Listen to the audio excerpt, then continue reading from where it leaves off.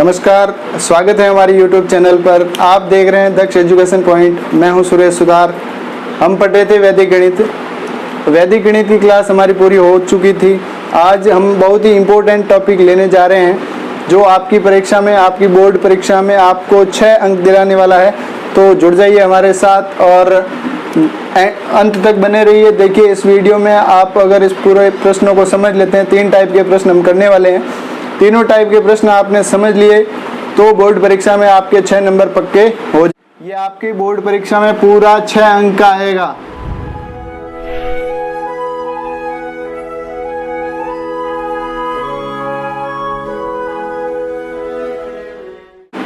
सबसे पहले इस नाम से हम देखते हैं कि 2 चर वाले रैखिक समीकरण युग्म होते क्या है। तो देखिए, 2 का सीधा अर्थ है 2 चर। चर क्या है? देखिए, चर क्या होते हैं? चर और अचर आपने छोटी क्लासों में पढ़ा होगा। चर राशियां क्या होती है और अचर राशियां क्या होती है? ऐसी राशियां जिनका मान अज्ञात हो या अनिश्चित हो उसे हम कहते हैं चर। और अचर ऐसी राशियां जिसका मान हमें ज्ञात हो या जिसका मान निश्चित हो वो कहते हैं हम अचर, उन्हें कहते हैं अचर। अब देखिए, चर और अचर तो आप जानते ही हैं। चर को जो अल्फ़ाबेट्स है उनसे लिखा जाता है। अल्फ़ाबेट्स के अलावा भी अल्फ़ा, बीटा, गामा काफ़ी शब्द हैं जिससे ये चर है वो डिनोट किए जाते हैं। अब देखिए, रैखिक का क्या अर्थ है? रैखिक का मतलब है, हम जब समीकरण पढ़ते हैं तो समीकरण, देखिए, रैखिक समीकरण का सीधा सा अर्थ होता है कि ऐसा समीकरण जिसमें चर की अधिकतम घात हो वो कितनी हो? 1 हो। जैसे फॉर एग्जाम्पल बात करते हैं हम, 3x + 4y = 12। यहाँ पे देखिए चर राशि x और y है और यहाँ पे चर राशि की अधिकतम घात है वो कितनी होनी चाहिए? 1। अगर 1 है तो उसे हम कहेंगे, जो 1 लिखी नहीं जाती है घात, हमेशा वो 1 ही होती है। 1 जब घात होगी तो उस समीकरण को हम कहेंगे रैखिक। अगर इसी समीकरण में बात करें, x की हमने घात 2 बना दी, इसका मतलब ऐसा समीकरण जिसमें चर राशि की अधिकतम घात 2 हो तो वो समीकरण कैसा हो जाएगा? द्विघात समीकरण हो जाएगा। और जब घात, अधिकतम घात कितनी हो? 1, तो उसे हम कैसा समीकरण कहेंगे? रैखिक समीकरण कहेंगे। अब देखिए, जोड़े।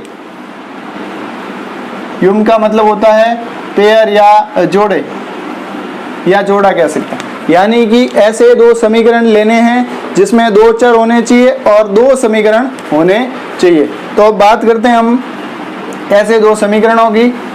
सीधा देखिए, आपका समय बहुत कम है, अभी परीक्षा का समय बहुत नज़दीक है, उसको ध्यान में रखते हुए हम थोड़ा सा जल्दी से इसको कंप्लीट करने की कोशिश करते हैं। देखिए, अगर बात करते हैं सीधे व्यापक रूप की,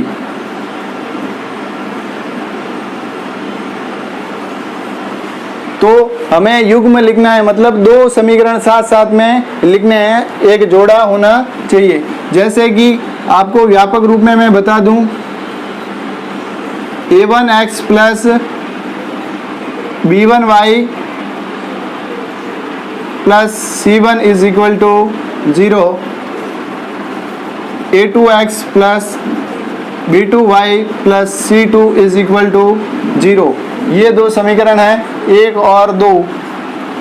ये 2 समीकरण हैं 2 चरों वाले रैखिक समीकरण युग्म का व्यापक रूप है। इससे आपको देखिए, यहाँ पे जो a, b, c दे रखे हैं, ये तीनों क्या है? पूर्णांक संख्या हैं। यहाँ पे a, b, c के मान आपको माइनस या प्लस में कुछ भी हो सकते हैं। अब देखिए, जैसे यहाँ पे मैं एक उदाहरण लेते हैं हम। जैसे हमने एक उदाहरण ले लिया, x - y + 1 = 0, और दूसरा समीकरण ले लिया 3x + 2y + 12 = 0। ये समीकरण 1 और यह समीकरण 2 ले लिया। अब देखिए, इन दोनों समीकरणों की जब व्यापक रूप से हम तुलना करते हैं तो यहाँ पे हमें a का मान कितना मिल रहा है, देखिए x का गुणांक कौन है a, y का गुणांक कौन है b, और कांस्टेंट जो है वो कौन है, अचर c।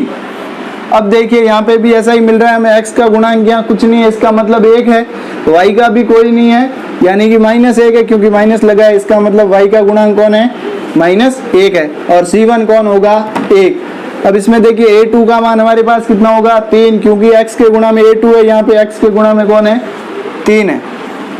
y के गुणा में कौन है, b2, और यहाँ y के गुणा में कौन है, 2, यानी b2 का मान कितना होगा, 2, और c2 का मान कितना, 12। ऐसे आपको जब भी परीक्षा में ऐसा मान लीजिए यही प्रश्न है, और इसको अगर आपको सरल करना है तो आपको a, b और c के मान व्यापक रूप लिखते हुए उससे तुलना करके a, b, c के मान आपको प्राप्त कर लेने।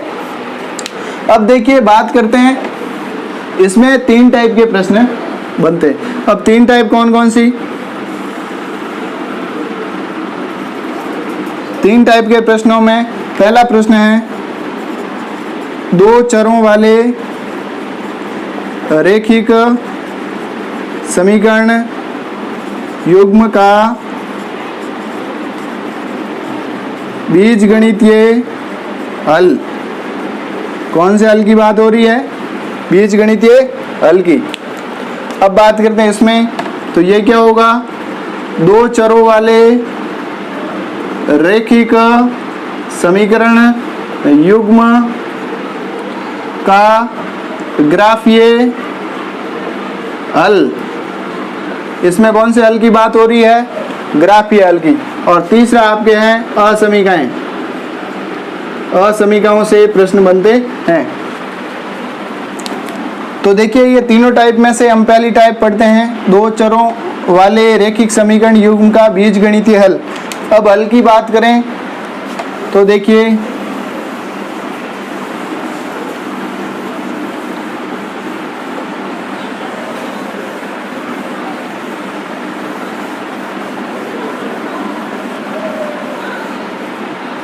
अगर हम इसकी एक सारणी बनाएं, देखिए इनकी एक सारणी कैसे बनाएंगे, जैसे अभी हमारे पास था x minus y plus 1 is equal to 0 और था 3x plus 2y plus 12y is equal to 0। ये हमारे पास अभी समीकरण थे।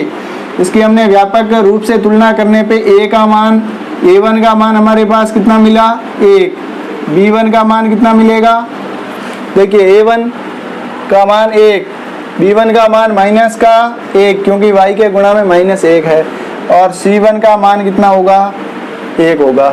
इसी प्रकार a2 का मान कितना होगा, 3 होगा, b2 का मान कितना होगा, 2 होगा, और c2 का मान 12 होगा।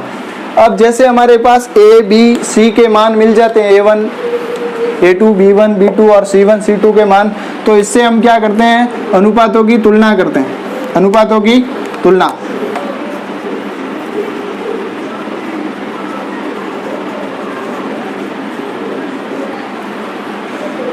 a1 बट्टे a2, b1 बट्टे b2 और c1 बट्टे c2,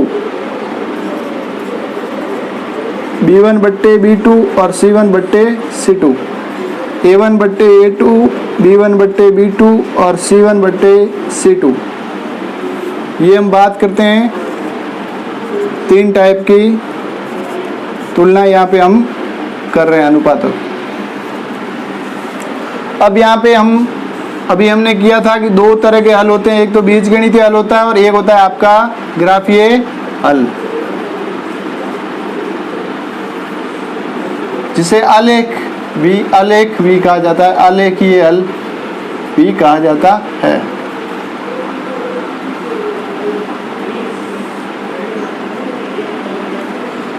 इसे कहेंगे हम बीजगणितीय हल या बीजगणितीय हल। अब देखिए अगर हम अनुपातों की तुलना करते हैं, यहाँ पे बिल्कुल ध्यान से देखिए, सारणी बहुत ही काम आने वाली है आपकी है। जब तक प्रश्न में बीजगणितीय हल पूछा गया है, हम यहाँ से पता कर लेंगे कि इस प्रश्न में कितने हल निकलने वाले हैं और कैसा ग्राफ हमारा बनेगा वो भी हम पहले ही अनुपातों की तुलना करने से पता कर देंगे कि ग्राफ समानांतर रेखाएं होगी, प्रतिच्छेदी रेखाएं होगी या समपाती रेखाएं होगी, वो भी हम अनुपातों की तुलना करने से पहले ही क्या कर लेंगे, पता कर लेंगे। और बीजगणितीय हल में अद्वितीय हल होगा, दो हल होंगे, कोई हल नहीं होगा, अनंत हल होंगे, जितने भी होगा वो हम ज्ञात कर लेंगे। तो जैसे ही आपको a1/a2 बराबर b1/b2 में पहला जैसे ही आप करते हैं हम a1/a2 कितना आ रहा है 1/3 और b1/b2 आ रहा -1/2 यानी कि पहला ही बराबर नहीं आ रहा है, इसका मतलब बीजगणितीय हल जो होंगे वो आपके होगा अद्वितीय हल। अद्वितीय हल का मतलब होता है जिसके जैसा कोई दूसरा नहीं हो उसे कहते हैं अद्वितीय। जिसके जैसा कोई दूसरा नहीं हो यानी कि वो केवल और केवल एक होगा। इसका मतलब बीजगणितीय हल कितना होगा, केवल एक, या इसे कहते हैं अद्वितीय हल। अगर हम बात करें a1/a2 बराबर b1/b2 बराबर c1/c2, तीनों अनुपातों की तुलना अगर बराबर हो जाती है, जैसे उदाहरण के लिए 2x + 4y बराबर 6 और -6, और यहाँ बात करता हूँ 6x + 12y बराबर -18। देखिए 1/3 -6/18 4/12 और 2/6। इसको जब सरल करेंगे तो 1/3, इसको भी सरल करेंगे तो 1/3, इसको भी करेंगे तो 1/3, माइनस से माइनस कट जाएगा। यानी कि तीनों अनुपात जब बराबर हो तो उसे हम कौन सा हल कहते हैं, अनेक हल। अनेक हल कैसे हल होंगे, अनेक हल होंगे। और जब बात करें a1/a2 बराबर b1/c2 दो बराबर हो और तीसरा बराबर नहीं हो, ऐसे जब हम तुलना करने से, तो उस समय आपके हल होंगे वो होगा कोई हल नहीं, कोई हल नहीं। देखिए जैसे बीजगणितीय हल हमें मिल गए हैं उस हिसाब से हमें ग्राफीय हल मिलेगा। अब ग्राफीय हल में अद्वितीय हल का मतलब होता है रेखाएं प्रतिच्छेद करेगी। कैसी रेखाएं होगी, प्रतिच्छेदी रेखाएं होगी। कैसी रेखाएं होगी, प्रतिच्छेदी, क्योंकि जब दो रेखाएं प्रतिच्छेद करेगी तो वो एक बिंदु पर मिलेगी और उस बिंदु को ही हम क्या कहेंगे, अद्वितीय हल या एक हल। इसमें देखिए एक हल ही मिल रहा है, दो रेखाएं जब प्रतिच्छेद कर रही है, ये रेखाएं दो जब प्रतिच्छेद करेगी तो एक बिंदु पर मिलेगी, उसे हम कहेंगे अद्वितीय हल या एक हल। अब बात करते हैं जब अनुपातों की तुलना तीनों बराबर आ जाती है तो उसे कहते हैं हम अनेक हल। अनेक हल का मतलब है रेखाएं कैसी होगी, समपाती रेखाएं। कैसी रेखाएं होगी, समपाती रेखाएं। अब समपाती रेखाएं क्या होती है, जब किसी रेखा पर दूसरी रेखा खींची जाए तो उसे कहते हैं हम समपाती रेखा, जिसमें लंबाइयां अलग अलग हो सकती है लेकिन चौड़ाई या कोई भी अलग किसी बिंदु को ये प्रतिच्छेद नहीं करेगी, सभी बिंदुओं पर ये मिलेगी। यानी कि ये ए रेखा है और इसके अंदर ये बी रेखा है, तो यहाँ पे मिल रही है, यहाँ पे मिल रही है, यानी कि पूरी लाइन में ये ऊपर है, तो इसके सारे बहुत सारे हल हो गए, तो इसे कहते हैं हम अनेक हल। जब a1 a2 बराबर है, पहला अनुपात दोनों बराबर है और दूसरा और तीसरा अनुपात बराबर नहीं है, तो उसे हम कहते हैं कोई हल नहीं, यानी कि एक भी हल प्राप्त नहीं हो रहा है। देखिए इसमें एक बार मिल रही थी रेखा इसलिए एक हल, इसमें अनंत बार अनेक बार मिल रही है इसीलिए कहेंगे अनेक हल, और इसमें कोई हल नहीं मतलब रेखाएं आपस में कभी भी मिलेगी नहीं। तो ऐसी दो रेखाएं कौन कौन सी होती है जो आपस में कभी भी मिलती नहीं है, दोनों को जब दोनों और अनंत तक बढ़ाया जाए तो वो आपस में कभी भी मिलती नहीं हो, तो उसे हम कहते हैं कौन सी रेखाएं। आप सभी को ज्ञात होगा कि इन्हें हम कौन सी रेखाएं कहते हैं, समानांतर रेखा। समांतर रेखाएं कैसी रेखाएं कहेंगे, समांतर रेखाएं जो आपस में कभी भी मिलेगी नहीं, इसीलिए हमें कोई हल प्राप्त नहीं होगा। अब देखिए संगत असंगत भी आप साथ में इस सारणी में देख लें कि संगत और असंगत जो हल की प्रकृति है वो भी आप इसमें देख लें। तो जब देखिए अब यहाँ पे पहला बराबर नहीं है, इसका मतलब ये भी हल कैसा होगा, संगत, और ये भी कैसा होगा, संगत, और ये कैसा होगा, असंगत। यानी जब बराबर नहीं हो, केवल इस स्थिति में पहला और दूसरा अनुपात बराबर है, इसका मतलब वो कैसी होगी, असंगत होगी, बाकी सभी कैसी होगी, संगत। तो इस सारणी से आपको बहुत कुछ पूरा टॉपिक है वो यहाँ से आपको समझ में आ जाना चाहिए कि बीजगणितीय हल क्या होते हैं, और बीजगणितीय हल अद्वितीय का मतलब है कैसा ग्राफ बनेगा, अनेक हल है मतलब कैसी ग्राफ बनेगा, कोई हल नहीं है तो ग्राफ कैसे बनेगा और किस प्रकार की रेखाएं होगी। रेखाएं यहाँ पे प्रतिच्छेदी रेखाएं, संपाती रेखा, यहाँ समांतर रेखाएं होने वाली, उसके अलावा कोई रेखा यहाँ पे आपके आएगी नहीं। अब देखिए बात करते हैं हम पहले टाइप की, दो चरों वाले रेखिक समीकरण युग्म का बीजगणितीय हल। बीजगणितीय हल हम ज्ञात करते हैं। अब देखिए सबसे पहले जब भी बीजगणितीय हल ज्ञात करना है,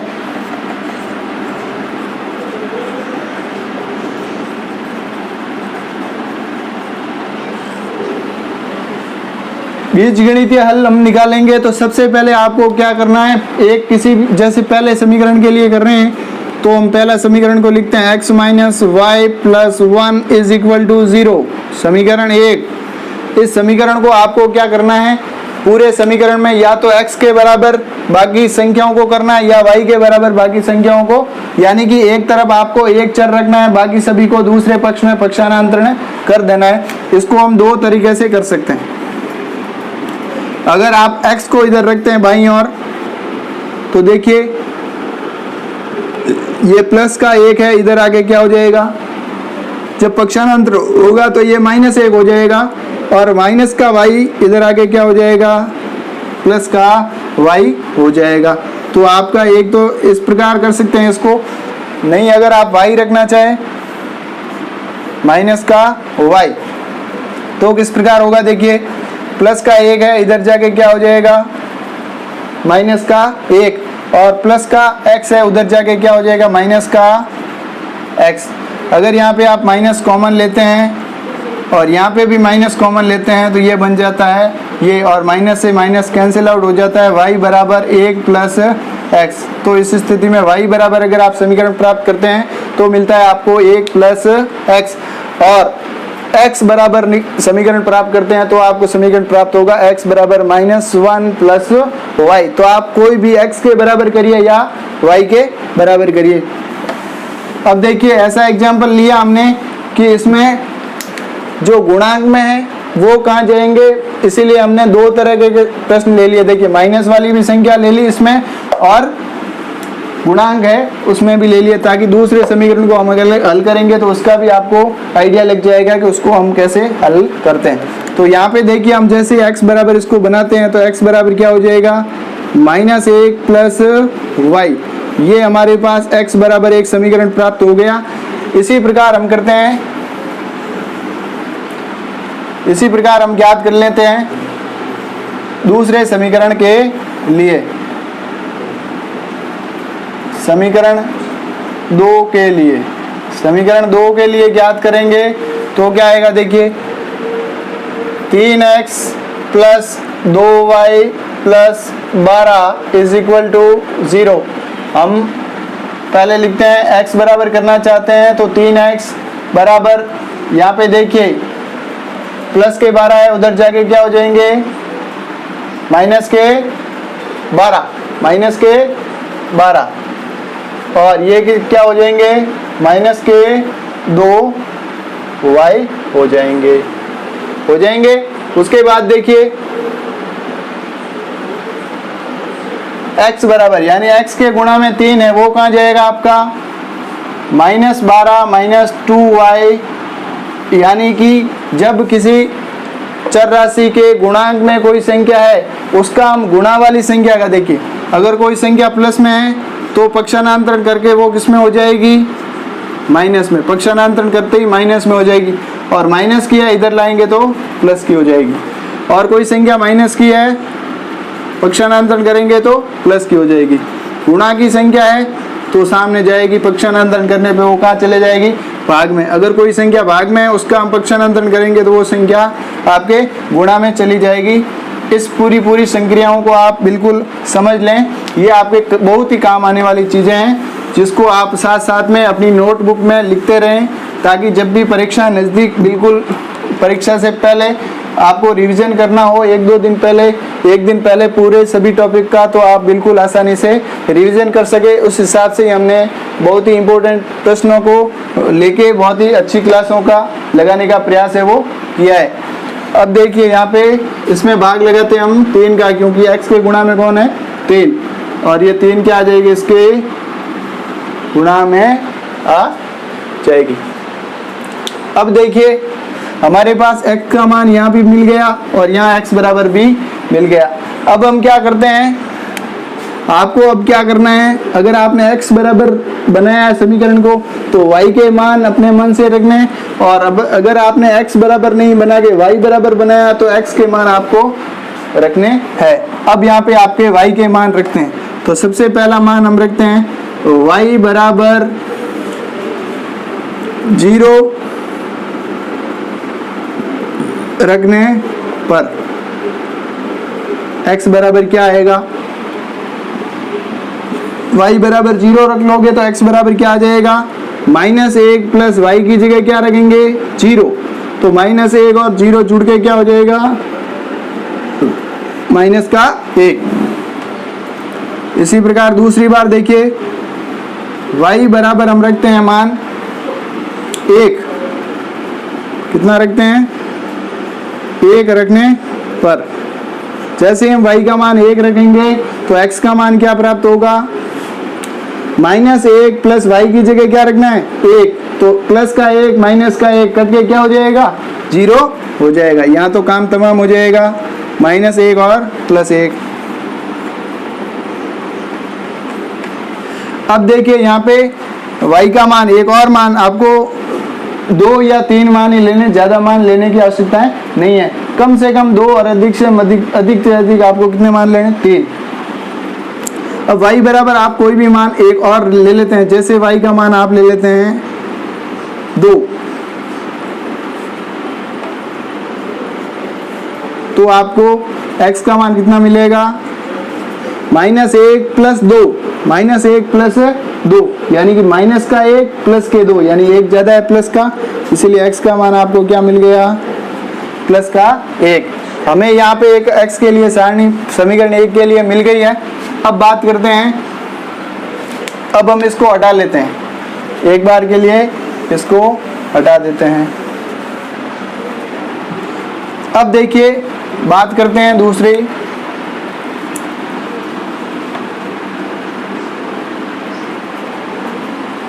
देखिए बीजगणितीय हल व ग्राफीय हल दोनों हम साथ कर रहे हैं। 2 टाइप थी जो फिर आपकी रहेगी असमीका वाला, बीजगणितीय हल और ग्राफीय हल हम साथ में ही कर रहे हैं।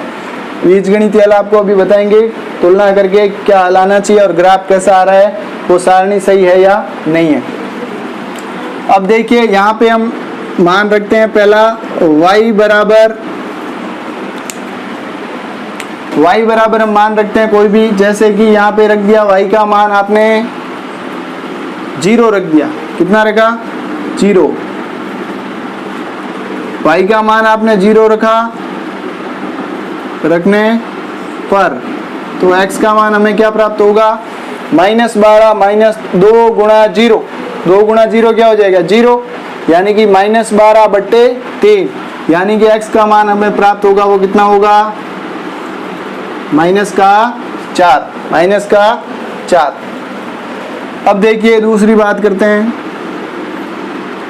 y बराबर हम मान रखते हैं 1, जैसे ही मान रखेंगे तो ये कितना हो गया 1 और -2 गुणा हो गए -2 हो जाएगा, -2 और -12 कितने हो गए -14 में 3 का भाग देंगे तो पूर्णांक संख्या हमें प्राप्त नहीं होगी, परिमेय संख्या प्राप्त होगी।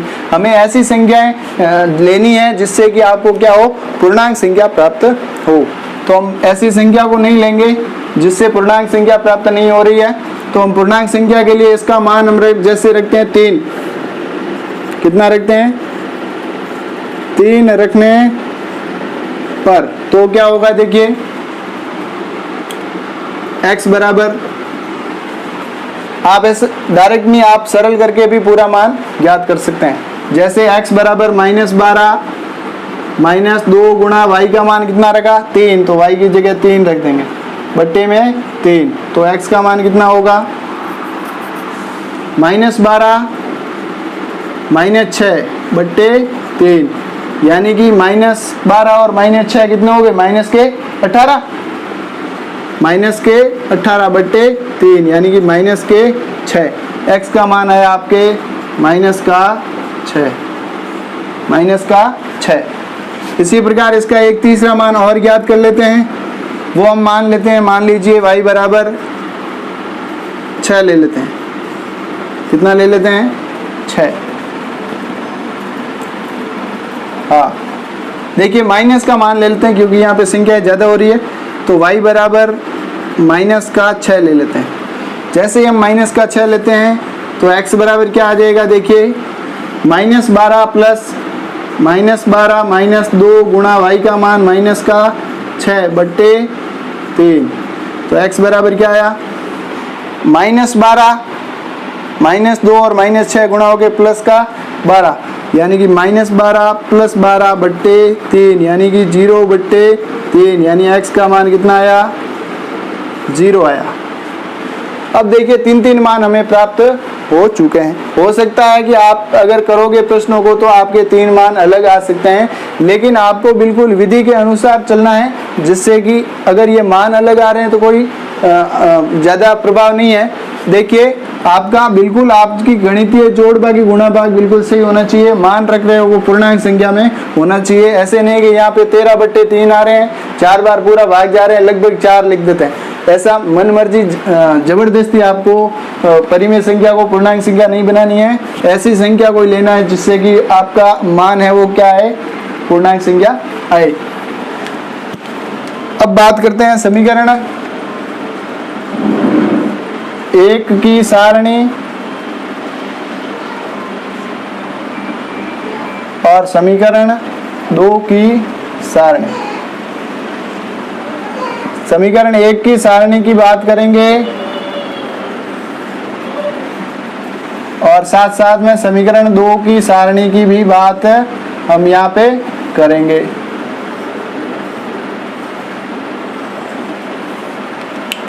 तो देखिए यहाँ पे हम समीकरण x के लिए x y लिखते हैं और इसके लिए भी x और y लिखते हैं। अब हमारे पास देखिए पहले में x का मान कितना है -1, y का मान कितना है 0, दूसरी बार x बराबर कितना है 0, y का मान कितना है 1, x का मान कितना है 1, y का मान कितना है 2, यानी समीकरण 1 की सारणी ऐसी प्राप्त हुई। यहाँ पे जगह नहीं, सभी को हम साफ कर देते हैं और फिर समीकरण 2 की सारणी यहाँ पे लिख देते हैं। समीकरण 2 की सारणी में यहाँ लिख रहा हूँ x का मान -4, y का 0, -6, y का 3, 0 और 6, ये है आपकी दोनों सारणियाँ और बाकी हमने सब साफ कर दिया है। अब देखिए जब दोनों सारणी प्राप्त हो गई है तो हमारे पास देखिए 2 समीकरण थे, वो कौन कौन से थे, x minus y plus 1 is equal to 0 और 3x plus 2y plus 12y is equal to 0। ये 2 समीकरण थे हमारे पास भी, समीकरण 1 और समीकरण 2। तो ये सारणी बनाने के बाद देखिए इसका हम सबसे पहले ज्ञात कर लेते हैं बीजीय हल या बीज गणितीय हल। बीज गणितीय हल क्या होता है, देखिए तुलना करते हैं। a1 यानी x का गुणा कितना है 1 और a2 का मान 2, -1 2 और 1/12, यानी कि तीनों बराबर नहीं है। तो सारणी के अंदर पहला हमने अनुपातों की तुलना पढ़ा था, उसमें पढ़ा था कि जब तीनों बराबर नहीं हो या पहला या दूसरा अनुपात दोनों बराबर नहीं हो तो हल कैसे होंगे, अद्वितीय हल प्राप्त होगा और उसका ग्राफीय हल होगा वो क्या होगा, एक प्रतिच्छेदी रेखाएं होगी, जो 2 रेखाएं होगी जो क्या होगी एक बिंदु पर प्रतिच्छेद करेगी, जैसे ही हम कहते हैं प्रतिच्छेदी रेखाएं। तो यहाँ से हम सारणी बिल्कुल सही है, यानी कि सारणी के हिसाब से अब देखिए हम अद्वितीय हल तो निकाल दिया हमने, बीजगणितीय हल। अब हम ग्राफीय हल निकाल के देखते हैं कि क्या दो रेखाएं जो प्राप्त हो रही है वो प्रतिच्छेदी रेखाएं प्राप्त हो रही है या नहीं, क्योंकि हमने पहले ही सारणी में तय कर लिया कि अनुपातों की तुलना में ये दो बराबर नहीं हो रहे हैं पहले और दूसरे। इसका मतलब उसका जो बीजीय हल होगा वो होगा आपके अद्वितीय हल। अगर बीजीय हल अद्वितीय है इसका मतलब ग्राफ कैसा बनेगा, प्रतिच्छेदी रेखाएं आएगी बनेगी। अब देखिए इसको प्रूव करने के लिए हम ग्राफ बनाते हैं, ग्राफ विधि को हल करते हैं। ये था आपका बीजीय हल, बीजगणितीय हल, ये आप बिल्कुल आसानी से कर सकते हैं। अब इसको मैं भी मिटा लेता हूं। अब इसकी बात करते हैं हम ग्राफीय हल की। ग्राफीय हल, अब ग्राफीय हल में देखिए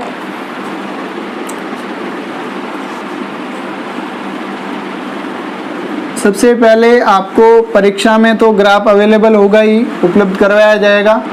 अब यहाँ पे देखिए इसे कहते हैं हम एक्स अक्ष और इसे कहते हैं एक्स डैश, इसे कहते हैं वाई डैश और इसे कहते हैं वाई अक्ष। जो क्षैतिज रेखा है उसे कहते हैं एक्स अक्ष और जो ऊर्ध्वाधर रेखा है उसे कहते हैं हम वाई अक्ष। अब यहाँ पे दोनों सारणी में हमें देख रहे हैं कि अधिकतम मान है वो 6 जा रहा है, -6 जा रहा है। तो हम यहाँ पे जो संख्याएं लेते हैं वो कितनी लेते हैं, 6 तक ले लेते हैं। 1 2 3 4 5 और 6। यहाँ पे भी 1 2 3 4 5 और 6। यहाँ पे -1 -2 -3 -4 -5 और -6। ये माइनस में होगा -1 -2 -3 -4 -5 और -6। अब देखिए जब ऐसा ग्राफ आपको मिलता है उसमें आपको एक्स अक्ष और वाई अक्ष बनाने के बाद आपको पहले समीकरण 1 के लिए आपको ग्राफ बनाना है, तो उसको सबसे पहले उसकी सारणी आपको काम में लेनी है। तो इसको काम में लेने के लिए आप क्या करेंगे, सबसे पहले देखेंगे कि x का मान -1 है, यानी कि x अक्ष बीच में जहाँ पे दोनों रेखाएं प्रतिच्छेद कर रही है वहाँ पे मूल बिंदु होता है 0 0। उसके दाईं ओर देखिए x अक्ष पे जाएंगे तो धनात्मक मान आ रहा है और मूल बिंदु से हम बाईं ओर जाएंगे तो मान हमें कैसा प्राप्त हो रहा है, ऋणात्मक।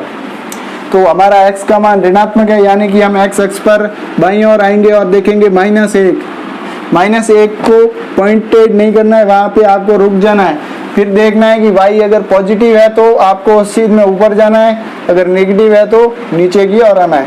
यहाँ पे y का मान 0 ही है, इसका मतलब आपका बिंदु यही हो गया। अब देखिए दूसरा बिंदु देखते हैं, x का मान कितना, 0। ये आपका x का मान 0 आ गया। y का मान